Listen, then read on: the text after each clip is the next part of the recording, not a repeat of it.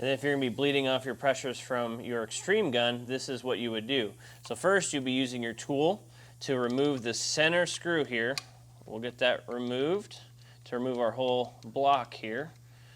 Once you have that off, we'll pull this off and separate it here. Since our A side is high, I'm in the ISO side, I'm going to go ahead and loosen this one here to kind of relieve our pressures.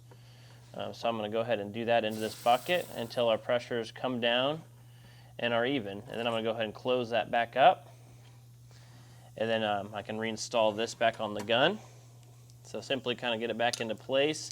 I like to protrude that screw as much as I can and get it started before I close it. But once you get it good and started, kind of just screw it in.